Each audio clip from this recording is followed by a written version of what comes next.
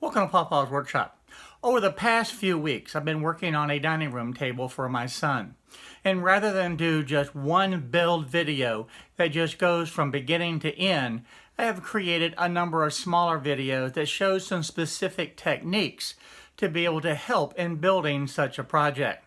Well, today is no different. One of the things I'm working on is the tabletop, and I have a few little small holes from the nails that I need to be able to fill, and just a little bit of wood putty needs to go into those seams as well. Rather than use the store-bought type of putty, I decided to make my own. With two simple ingredients, I can make my own putty, and it matches perfectly with the wood itself. So today, I want to show you this simple and easy tip that'll make your projects look even better. Let's get started.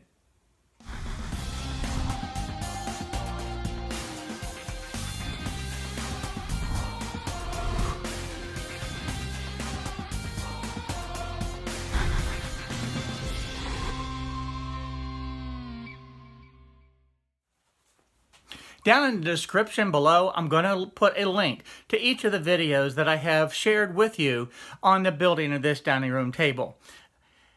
Now, I'm also in the playlist for the furniture and cabinets. I'm going to put a link to all of these different videos. And also, because these are mostly quick tips, I'm going to put the same video links in that playlist as well. So it'll be easy to be able to find so that you can follow along on all of the tips that I shared building this dining room table.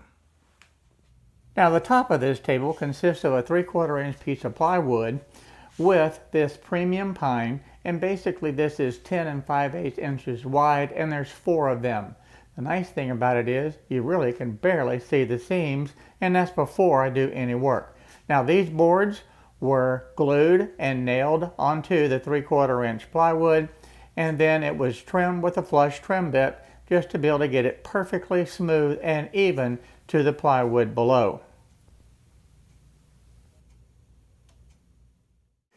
In keeping with the solid look that I want to be able to have for this tabletop, I needed to be able to have some long strips to cover up the edge of this tabletop. To be able to do that, I had a scrap piece of a 2x6 number 2 just regular construction grade lumber that I cut down to these strips.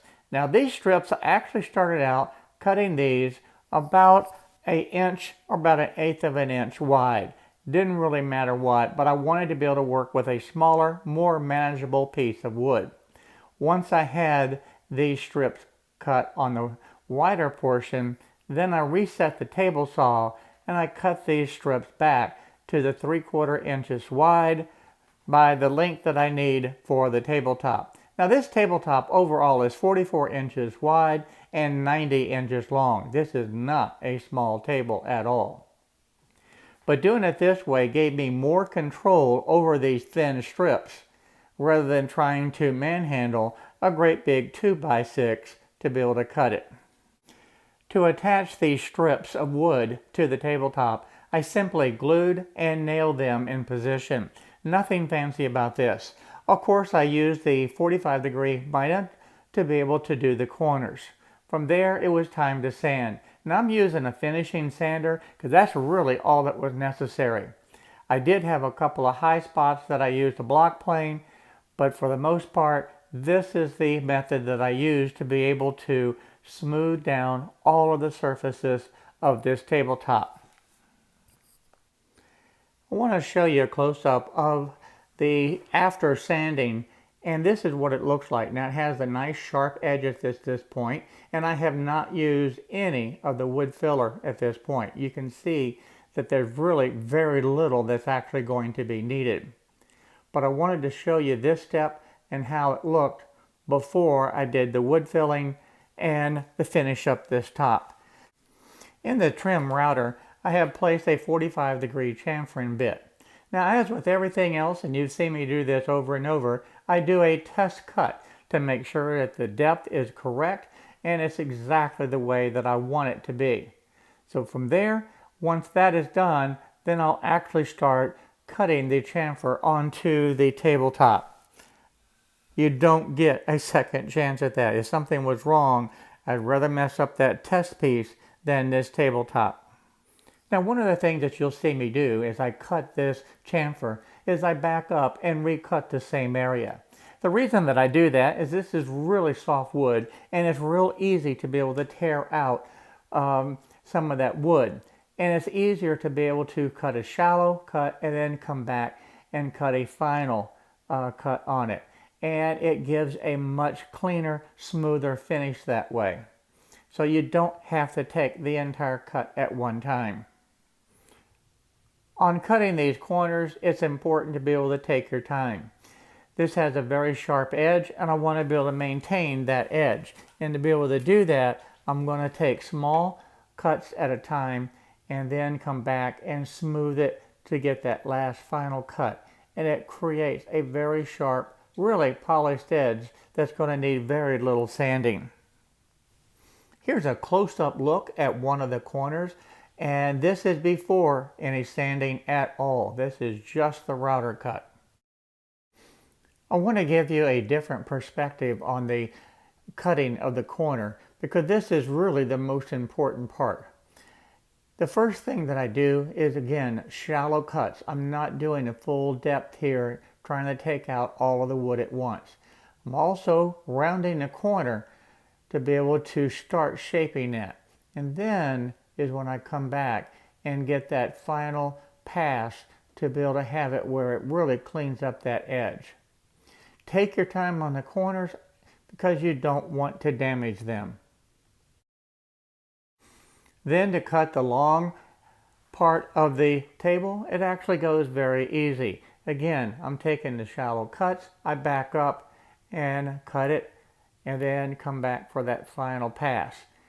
Very, very smooth, very sharp edges, and very little sanding doing it with this method. And just before I get to the corner, then I'll go ahead and concentrate on the corner itself and then blend in to that long portion of the table. It's a lot easier that way. So keep this thought in mind as you do your projects so that you'll have great success the first time that you do a chamfered edge like this, or any other profile that you choose to.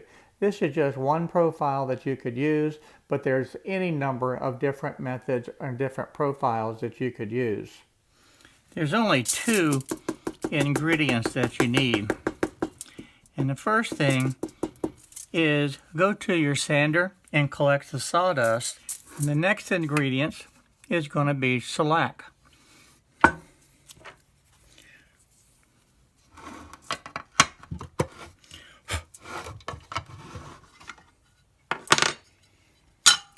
And what I'm going to do is take a clean spoon and I'm just going to dip and put a little bit of that in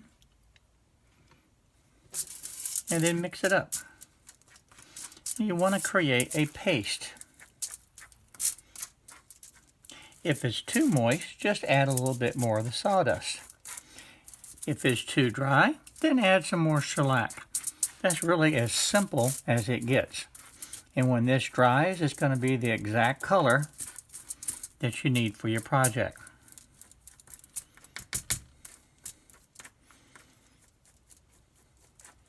And that's about the consistency that you're looking for. So let's go try this out. Got some nail holes that we need to fill.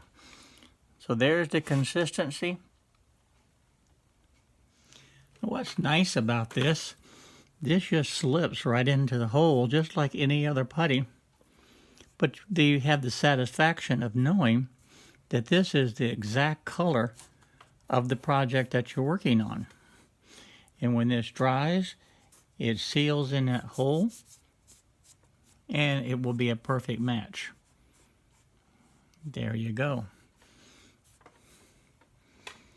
And I'm going to do that just all the way around wherever I have some nail holes with the perfect putty.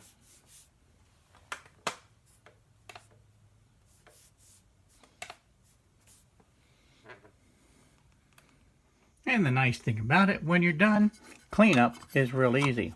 Just put the lid on it, take the foil, the spoon, and the popsicle stick, and you can just throw that away.